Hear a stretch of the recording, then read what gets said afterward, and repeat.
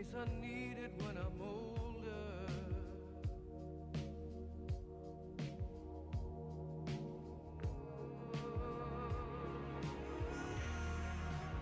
Ahora sí, pasaron 28 minutos.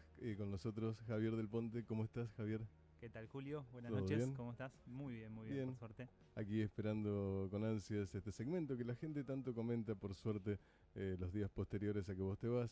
Yo te hago llegar algunos de los mensajitos, pero toda la gente se queda muy pendiente, escuchando este segmento de palabra invertida que le dimos así en llamar, donde ellos nos tiran una palabra y nosotros no, vos en tu caso, la estás Jugamos analizando. un poco. Jugamos un poco al análisis. Bueno, gente también que está pendiente del segmento y que quedé en saludarlos la vez pasada, pero bueno, no me acordé, se me pasó. Están los chicos de Juventud Unida, que es un equipo de provincial. Mirá que que yo bien. los he dirigido en un momento, así que Qué bueno, les mando un saludo porque están fieles escuchando siempre a la noche y, pero qué bueno que y me están de avisan. turno. Sí. ¿Están como de guardia? No, se juntan okay. y, Bueno, entonces y ponen la radio a hacernos el aguante. Pero qué bueno, qué bueno. Y bueno, también quisiera mandarle un saludo muy, muy especial, muy cariñoso a una amiga, colega, escritora, ¿sí? Natalia Prayak, es de Capital. Y Capital bueno, Federal. está Capital Federal y está escuchando el segmento de fondo mientras escribe un poco. Qué bueno, qué interesante. Así que bueno, vamos a mandarle un saludo grande y gracias por estar del otro lado. Y gracias a vos nuevamente por estar compartiendo con todos los oyentes este segmento. Hoy tenemos dos palabras. Una que nos llegó vía internet, que es la palabra cambio, que casualmente llegó justo en esto de la semana pasada. En un momento de cambio, cambio. Y otra llegó hoy que dice más o menos así, mira. Hola. Hola, Julio César, soy Isabel. Isabel. ¿Qué tal? Mira, me gustaría escuchar Jamás por Camilo VI. Y te voy a dejar la palabra para mañana, desilusión. Desilusión. Gracias, un beso, chao. De nada, gracias Isabel. Era hoy el segmento, ella creyó que era mañana, esta costumbre de decir los días miércoles y bueno, muchos dan por hecho que miércoles es mañana, pero miércoles ya es ahora. Vamos a contarles, ¿con qué querés que arranquemos? ¿Con desilusión o con cambio? Vamos a empezar con desilusión. Bien. De hecho, surgió una cuestión curiosa. En la página de Polo Positivo, Palabra Invertida, dejaron también una palabra que es resiliencia, así que seguramente la vamos a trabajar la semana que viene. Hermosa palabra que la he trabajado en el comienzo del programa mucho y la verdad que... Muy, muy interesante para darle una vuelta.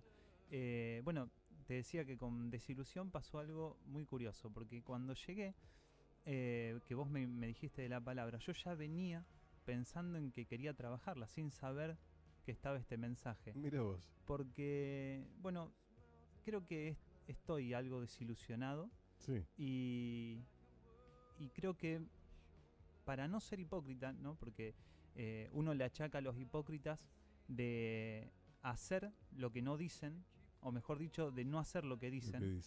Y en este caso, bueno, yo quiero poner en funcionamiento todo esto que nosotros siempre decimos, de invertir en la palabra, porque cuando comenzamos el segmento y le atribuimos un sentido al título, que era, y uno de ellos era invertir en la palabra, además de invertir la palabra, creo que hay que hacerlo, ¿no? Y en este caso me parece que, bueno, tengo justo el fundamento por un lado propio y por otro lado de la palabra oyente, que han dejado, de la oyente, para trabajar desilusión, y creo que en este caso me va a servir a mí para poder crear un relato, es decir, ponerle palabras a la desilusión, porque la desilusión no solamente es una palabra, sino que es un sentimiento, es una emoción, se siente, ¿sí? Se siente en el pecho. Mira, me sacaste la palabra de la boca, te iba a decir, porque es el lugar donde uno lo ubica. Es que increíble, a lo mejor respecto a alguna clase de teatro que puedas haber hecho, cuando te hacen trabajar la tristeza, la buscan en el pecho, o sea, uno tiene que tomarse en el pecho y tratar de buscar en ese lugar la sensación de tristeza y de agonía o de desilusión. Bueno, y es interesante esto que vos estás diciendo, porque la desilusión como emoción nunca viene sola. Creo que en un principio la desilusión acarrea una gran ira, algo de enojo, bastante enojo, y en un momento posterior eso empieza a transformarse y la desilusión está acompañada de tristeza. son dos emociones más que acompañan a la desilusión en dos momentos diferentes. Entonces, a todo esto, bueno, yo venía pensando en la palabra por ciertas vivencias personales que he estado transitando en estos días y pensaba que uno se desilusiona cuando hay una inconsistencia de las imágenes, cuando las imágenes son incongruentes. ¿Y a qué me refiero con imágenes? A lo que uno vio y a lo que uno ve. Supongamos en una relación de amistad, ¿sí? Uno tiene una imagen de esa persona, de ese amigo, ¿sí? Y de pronto esa imagen es inconsistente, es incongruente con la que uno ve en la actualidad, ¿no? Las acciones, los dichos de una persona pueden hacer transformar esa imagen. Hablan por la persona, decís vos. Hablan por la persona. De hecho, la constituyen, digo, porque Tal cual. no existe persona más que por sus actos y por sus dichos. Y dividir acto y dicho creo que también es una cuestión bastante abstracta, porque hablar es decir también, ¿no? Bueno, y todo esto hace transformar a la persona, hace transformar a la imagen de esa persona. Y eso nos desilusiona, porque uno produce o entabla una relación de amistad con alguien a partir de una imagen, ¿no? Perdón, esto de desilusión e imagen tiene que ver con ilusión óptica, con ilusionar, con generar una ilusión de algo, porque para que haya una desilusión primero vos tenés que generar una ilusión de algo que no es. Claro. Interesante. Bien. Interesante. Perdón, no En relación a eso, recuerdo ahora un autor, Erving Goffman, es un autor estadounidense, y él tiene un libro que se llama La presentación de la persona en la vida cotidiana. Y la tesis fuerte de ese libro, la que defiende, es que no hay un yo real, sino que el yo se presenta bajo diferentes máscaras de acuerdo al escenario y al público que tiene, y que presenta una imagen, ¿no? Creo que sería toda una línea de trabajo ir por el lado de Erving Goffman. Sin embargo, yo pensaba más no por el lado de la ilusión que provoca la imagen de la persona, o sea, que sea ilusoria en el sentido de lo falso. No lo pensaba así, sino que una persona tiene una imagen por su forma de ser, por su forma de actuar, por su forma de decir, por su forma de entablar las relaciones, y eso genera una imagen. Ahora, cuando la imagen se ve transformada por diferentes circunstancias, ahí es donde emerge lo que uno siente como desilusión. Cuando la imagen actual no es consistente con la imagen con la que uno creó esa relación, ¿no? Y ahí entonces surge la desilusión. Pero al principio yo decía, la desilusión viene acompañada de otras emociones, como son en principio la ira y luego la tristeza. Y no siempre, porque uno puede desilusionarse de cosas que no le llegan tanto, de gente con la que no hay afecto. Y si no hay afecto, la desilusión, si bien está, no va acompañada de las otras emociones. Del dolor. Claro, no va acompañada del dolor, que en un momento se expresa como enojo, en otro momento se puede expresar como tristeza. Y entonces, bueno, yo me preguntaba, hay una relación de amistad, que como hemos trabajado acá en este segmento, decíamos que la amistad es una modalidad de amor, es una relación de amor también. Entonces uno se enoja porque esa imagen con quien entabló una relación de amor cambió, ya no es la misma. Y posteriormente siente tristeza. ¿Y por qué siente tristeza? Porque la tristeza es el signo de que ha comenzado un duelo, una pérdida, ¿no? ¿Una pérdida de qué?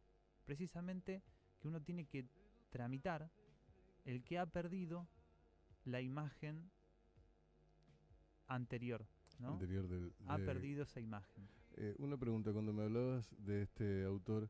Erving Goffman. Erving Goffman. ¿Es Sí. el que escribió junto a Maturana Del Ser al Hacer? No tengo la referencia. Porque aquí están los dos y yo leí ese libro Del Ser al Hacer donde precisamente hablan de esto, hablan también de la autopoiesis como una cuestión de regeneración de uno mismo, y ellos hablan de que uno es tres personas al mismo tiempo, que tiene un círculo primero, que es el círculo directo, que es con el que convive día a día, llámese familia, hijos, con los que convive diariamente, que es la casa, la parte donde uno es como realmente es en esencia, en su casa. Después hay un segundo círculo que tiene que ver con la gente que nos rodea, que pueden ser amigos, vecinos, compañeros de trabajo, y hay un tercer círculo que son desconocidos con los que nos cruzamos día a día en el colectivo, en cualquier lado. Que esas tres personas somos nosotros mismos, pero con distintas capas como para cuidarnos y protegernos de quien pueda hacernos daño. Que uno no se expone como es en la casa, en la vía pública, y que uno tampoco es en la casa como es en la vía pública, o ante un amigo. Entonces decía dentro de esta teoría que uno supuestamente cuando construye esas tres partes de uno y lo convierte en una sola persona, lo mejor es tratar de ser fiel a uno mismo para no generar desilusiones, digamos, que no sea muy distinto el que somos para un desconocido que el que somos para un amigo. Entonces, a lo mejor tiene que ver un poco con esto, ¿no? De tener una línea de pensamiento, de ser y hacer. Bueno, vos sabés que primero Humberto Maturana tiene una posición eminentemente biologicista. Él es biólogo. Y bueno, digo, es un poco consistente que piense, que tenga esta manera de pensar. Siguiendo la línea de Erving Goffman, lo que él plantea con respecto a estas máscaras son precisamente eso, máscaras. No es que uno es y después cambia por otro ser, sino que directamente es una imagen solamente que muestra a determinados fines, ¿no? Él lo llama definir la situación, es decir, emitir una imagen que el otro cree que yo debo emitir, y que de esa manera quien emite la imagen define la situación en pos de una relación de poder, ¿no? Quien define la situación tiene una posición de poder con respecto al otro.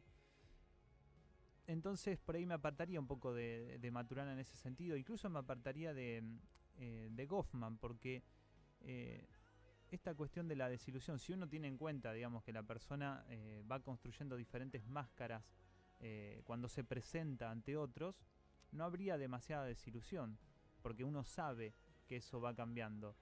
Él habla de una identidad deteriorada, de una identidad aleatoria, dice. Identidad ¿no? aleatoria. Una identidad social que construimos y una identidad que tiene que ver con el interior, con esto que somos cada uno. Claro, de hecho, cuando uno se relaciona con diferentes personas, no es... a ver, las relaciones son todas diferentes. Nosotros, con cada persona que nos relacionamos, entablamos una relación totalmente diferente. Por eso yo circunscribía desilusión a una relación en particular, ¿no? Uno se desilusiona cuando encuentra la transformación. Si queremos podemos traer esta palabra que también dejaron, la de cambio. Uno se desilusiona cuando la imagen cambia por otra, y esa otra no nos resulta placentera, por decir de una manera, ¿no? ¿Eso no tiene que ver un poco con la culpa de uno mismo, de generarse una imagen que no es real, o tiene que ver solo con el otro, con lo que nos brindan? Es que el otro produce una imagen también, y en este caso está bueno citar a Lacan, que es autor de referencia, otro grande autor de referencia mío, por supuesto, y él tiene una frase muy interesante, casi un eslogan, y que dice: el yo es el otro. Claro. ¿No? Y lo fundamenta de la siguiente manera: si uno no puede verse a sí mismo, ¿no? Porque si no hubiera espejos, uno no se podría ver a sí mismo. Sí. Entonces uno se ve a partir del otro. El otro es el espejo del yo, ¿sí? O sea que la constitución del yo, la imagen del yo, está alienada, está en el otro, ¿sí? Y en ese sentido, uno muchas veces termina por creer la imagen que el otro reproduce. No solo la que... Porque la imagen que uno refleja, en realidad no ve lo que uno refleja, sino lo que se refleja desde el otro. Desde el otro, claro. Uno proyecta una imagen, pero esa imagen se refleja. Y siempre la imagen que se refleja como imagen virtual y no imagen real es distorsionada. Claro. Siempre que se refleja desde el otro es distorsionada. Por eso... Y digo, para bajarlo un poco a lo cotidiano, cuando, no sé, una persona te dice: vos sos un egocéntrico, eso es devolver una imagen. Ajá. Es una imagen que vuelve, una imagen virtual que vuelve hacia ese yo, y el yo puede apropiársela o no, es decir, creer eso que el otro dice o no creerlo, ¿no? Bien. Eh, O sea, ¿hasta qué punto permitimos que nos haga daño o no eso que nos están devolviendo de nosotros mismos? Sería una forma de hacernos como más duros por fuera o no, o hacernos cargo de lo que somos en realidad. las imágenes siempre llegan, ¿no? Las imágenes siempre se proyectan. Con algunas tendremos, no sé, la recibiríamos un poco mejor, otras la recibiríamos un poco más, seríamos más reticentes, ¿no? Bien. Si nos dicen egocéntricos, obviamente uno lo toma... Sí, si te dicen otra cosa, obviamente te va a doler. Creo que lo que hay que tener en cuenta es que las imágenes son imágenes, no es más que eso. El acceso a la realidad es algo puramente virtual. Uno es o uno puede ver lo que es siempre a partir del otro, y creo que eso es una limitación. Si lo único que se tiene, las únicas imágenes que uno tiene es a partir de lo que el otro ve de uno mismo, entonces uno tendría que tener en cuenta eso, ¿no? Y no desilusionarse tanto por lo que el otro dice, Claro, no sentirse mal tampoco. Sí tomarlo en cuenta, obviamente, uno toma en cuenta lo que el otro dice de uno, pero tampoco habría que deprimirse, ¿no? Por una imagen que no es la que sea uno, satisfactoria. Claro, tal cual. Tomarse a lo mejor las cosas un poco más tranquilos, con más calma, y tratar de no buscar esa perfección de dar una imagen que no es, y entender que la imagen que estamos dando, que quizás no nos gusta, es lo que realmente somos, y empezar a enfrentarlo, ¿no? Como una realidad distinta. Y es que cada uno la recibe de una manera diferente. Por eso es que yo digo, no existe el yo real, en el sentido de que lo que uno conoce de uno mismo es a partir de los otros. A partir del otro, tal cual. Pero la dificultad es que ninguno de todos esos otros va a tener la misma imagen de uno mismo, ¿no? Hay en el libro este de Maturana un comentario que dice: si un árbol cae en un bosque y no hay nadie que lo escuche, ¿hace el mismo ruido? Entonces, es una duda. Pero bueno, yo también me quedé pensando mientras vos hablabas. Yo tuve oportunidad de trabajar con gente no vidente y trabajar en radio, en los medios. Y en este caso, estas dos compañeros, una compañera y un compañero no videntes, ellos cuando hablan al aire en ningún momento hacen referencia a la cuestión que son no videntes, y el público no lo sabe. Claro. Y ellos me hablan y me dicen: viste qué hermoso el día, y pasamos por la plaza, y estaban los chicos jugando, y la gente realmente escucha y ve eso y llega a ese lugar donde los está llevando la voz. Lo que nosotros estamos haciendo ahora es trabajando con la imaginación. Entonces, ¿hasta qué punto alguien que no tiene esa cuestión de la visión, ¿entendés?, tiene como referencia quién es, si no tiene esa devolución del otro? Sí, por supuesto. Del espejo, digamos, en una primera instancia. Esta cuestión que yo citaba del espejo, a veces, o sea, en realidad es puramente discursiva, ¿no? Y sí, no, porque todos vamos por la vida queriendo ser una imagen ante todo. O sea, los que nos ven primero por la imagen. Cuando entras a un lugar, lo primero que entra tuyo es tu imagen. Claro, yo decía lo que vuelve. Bueno, lo que uno proyecta y lo que vuelve, es discursivo y, claro, y es de imagen, porque uno totalmente se mueve. De hecho, Goffman habla de lo que se emite verbalmente y lo que emana, ¿no? Que lo que emana es toda la imagen. Toda la imagen. Entonces sí, digamos, de uno mismo se proyecta tanto lo verbal como la imagen. Ahora, del otro retorna discurso, claro, solamente. Y de todos modos hay algo que, digamos, nos apartamos un poco, no tanto, pero algo nos apartamos, y que esto que vos decías, de que yo digo es lo apasionante de la radio, que nosotros hablamos y sabemos que hay alguien escuchando, pero no sabemos ni quién, no ni sabemos cómo, cuántos, no sabemos quiénes son. Hay un oyente indeterminado, y que puede ser de un número totalmente indefinido. Y del otro lado, la gente que nos escucha, salvo que nos hayan visto en Facebook, no conocen nuestras imágenes, no conocen los gestos que estamos haciendo, y se imaginan por toda la entonación de la voz, por las marcas que hacemos, por esas inflexiones del discurso, se imaginan todo lo que nosotros estamos haciendo, nuestros movimientos, gesticulaciones. Creo que es fantástico, hasta se pueden dibujar un rostro, y bueno, en definitiva, digo, no tenía tanto que ver, pero tiene que ver en el sentido de que las imágenes siempre son construcciones, siempre son ficciones, y que no existe una imagen que sea realmente real. Es decir, uno no accede a su imagen real si no es a través de los otros, Y los otros nunca reflejan una imagen real, siempre reflejan para uno mismo imágenes distorsionadas. Imágenes distorsionadas. Entonces, habría que vivir más tranquilo. Había que vivir más tranquilo, Sí, exactamente. esa es la solución. Recuerdo que Einstein dijo cuando inventaron la televisión, inventaron la caja boba, porque la gente va a dejar de imaginar, va a empezar a querer ver. Y vos ves a las familias enteras mirando televisión y repitiendo cosas como si fueran reales y verdades, solo porque las escuchan por televisión. Tal cual. E inclusive reclamándole a la televisión que eduque cuando es un electrodoméstico. Yo digo, vos a una licuadora no le vas a pedir que eduque a tu hijo. Es un entretenimiento, Es pan circense. Totalmente, es algo que sirve solo para entretener y nada más. No se le puede pedir a un medio como es la televisión ni que eduque, ni que sea bueno o malo. Es entretenimiento. O lo Diría que hasta no. más que entretenimiento en el sentido de que construye realidades. Ficticias. Por supuesto. Absolutamente. Recuerdo ahora varios autores, Voloshinov, Todorov, Eco. ¿Qué nombre? Bueno, Eco vamos bien. Bueno, Eco es italiano, sí. Bueno, Todorov es ruso y Voloshinov también. ¿Y qué decían ellos? Bueno, ellos en definitiva tienen un punto en común y que hablan de lo verosímil, de la construcción de la realidad. Y Eco, que es el más actual, planteaba que dentro de lo que es lo que sería el verosímil hay uno, igual que Todorov, que se llama verosímil de la máscara, ¿no? Bien. Que hay una construcción de una máscara que se intenta imponer como si fuera una verdad revelada, ¿no?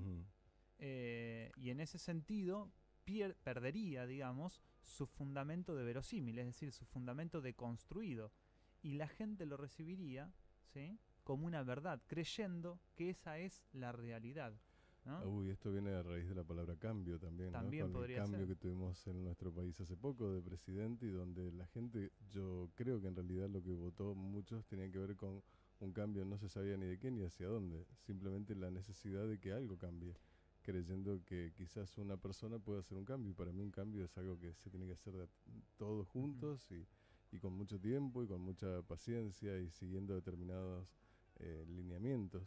Entonces me parece que los cambios, porque sí, no sé hasta qué punto.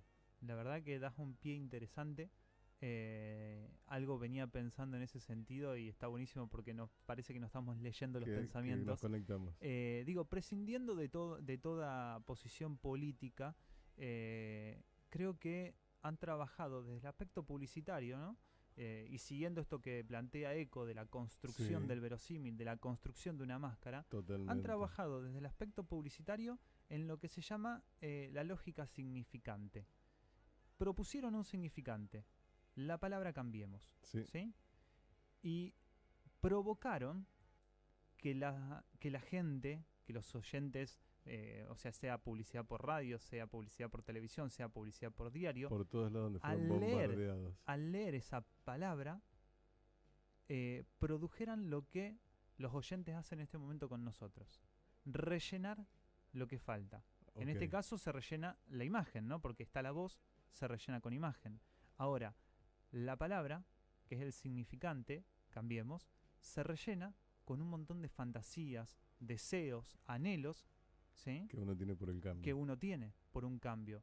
Por eso digo que desde el aspecto publicitario han trabajado en ese sentido, ¿no? Han propuesto una palabra, mejor dicho, han propuesto un significante y han dejado que la gente lo llene, que lo signifique con sus anhelos, con sus fantasías, con sus deseos.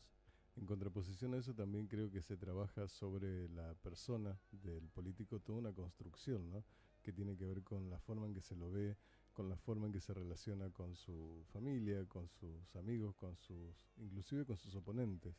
Creo que no solo en este caso, bueno, quien ganó, quien es nuestro actual presidente, sino que todos los políticos tienen todo un equipo de gente alrededor de ellos que trabaja en torno a eso. Y cuando uno ve los resultados, a mí me da como miedito ver que funciona, que a una persona le cambien el aspecto, le cambien el bigote, las mangas, la forma de hablar, la forma de sentarse, y eso haga que se lo vea más creíble, y eso haga que se lo vea más hasta factible de generar cosas que a lo mejor, si seguía con la misma forma de ser como antes, no lo escuchaban o no le creían. Tal cual. En esa misma línea, Pierre Bourdieu es un autor francés retomando la terminología de Aristóteles, que es el arte de la retórica, ¿no? Hay un libro de todos los de Aristóteles que es sobre el arte de la retórica, y Bourdieu dice que que el mayor recurso de la retórica, ¿sí?, para convencer al otro, es hacer una selección minuciosa en el enunciado, o sea, en el discurso, de lo que se puede decir y no decir, de lo que se puede mostrar y no mostrar. Y en esa selección minuciosa se dejan de lado, ¿sí?, aquellos elementos que podrían ser ambiguos o que podrían generar conflicto, ¿no? Se dispensa de lo conflictivo. Wow. ¿No? Es para hacer Y dulce. se vacía de significado, claro, muchas palabras en pos de que el que escucha pueda significarlas. Me encantó eso, me parece muy interesante respecto al poder del discurso. Debo decirte que a mí, cuando escucho a una persona discursar, me pasa que al ratito que me está hablando empiezo a perder el hilo de lo que me dicen, y muy pocos logran mantenerme atento. Generalmente tiene que ver con la gente que son estadistas o personas que te hablan desde un lugar del conocimiento y no de la mera lectura de algo, ¿no? Entonces, esto que hablábamos recién del significado, cuando empezás a tomar estas primeras palabras que tienen y le querés meter algo que las rellene, te das cuenta que hay casi nada ahí atrás, hay un gran vacío. Entonces uno debería prestarle mucha más atención a las palabras, a lo que le dicen, a la forma en que se lo dicen, y no tanto cómo se ven o qué es lo que hacen o dejan de hacer visualmente. A la lectura entre líneas, claro, digo, y siguiendo un poco jugando con el título del segmento, invertir ese discurso que se escucha, invertir las palabras, rastrear cuál es el sentido entre líneas de lo que se dice con lo que se dice, ¿no? Totalmente, ser más adultos, ¿no? Y prestar más atención a lo que nos dicen, y eso se trata también, crecer y aprender. Creo que lo mejor que nos puede pasar en la democracia es eso, aprender.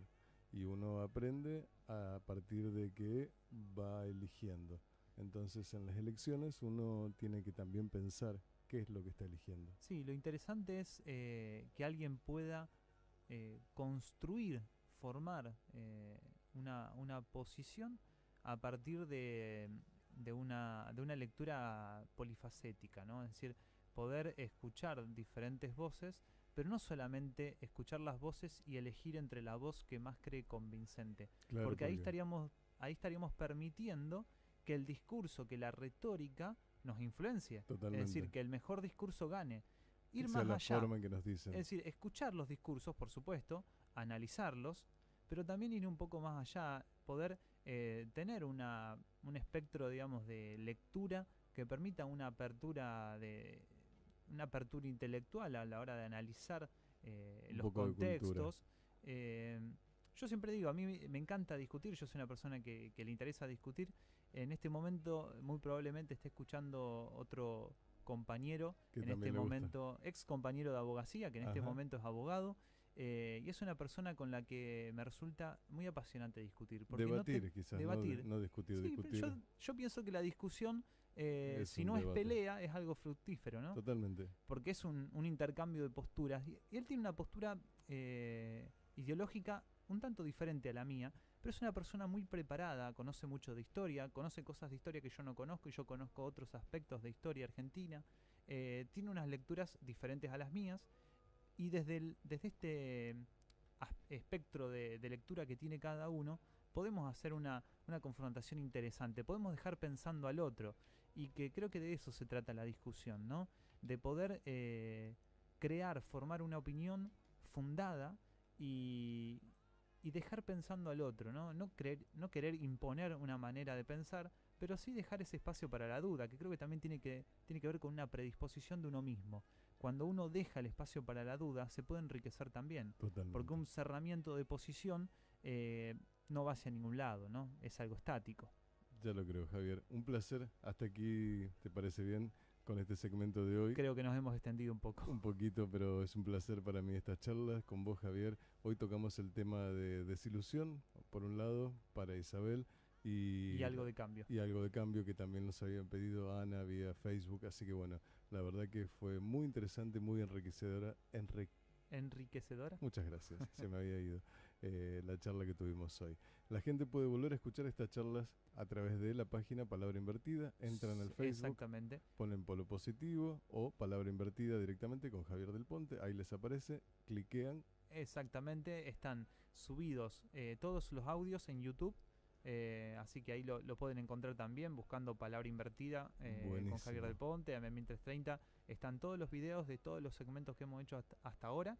Los voy recompartiendo en la página de Palabra Invertida y bueno, también en la de Polo Positivo. En la de Polo Positivo. Bueno, Javier, y ahí pueden dejar gracias, también la palabra para la próxima, que bueno, ya tenemos una que es resiliencia. Resiliencia, y aparte estamos justo en la época, la semana que viene, si no me equivoco, ya estamos ahí en la fecha en Navidad, en Nochebuena, estamos llegando previo, así que vamos a estar también con toda esa energía que nos rodea, con la Navidad y estas fiestas que se vienen. Con las finalizaciones de un ciclo, ¿no? Tal cual. Bueno, Javier, un placer. ¿Algún teléfono para que la gente te encuentre? ¿Querés pasarlo? Como vos quieras. O si no, el medio de contacto es, por ahora vamos a mantener la página. Dale. Creo que es bastante interesante que puedan ir dejando ahí palabras, comentarios y podamos ir interactuando por ese medio. Muchísimas gracias. Y ahora sí vamos con el tema que nos había pedido Isabel, de Camilo Sesto, Jamás. Gracias por estar ahí, gracias por comunicarte, gracias Javier por este segmento de Palabra Invertida. Y ahora sí seguimos con Polo Positivo. Y lo que llega es Camilo Sesto.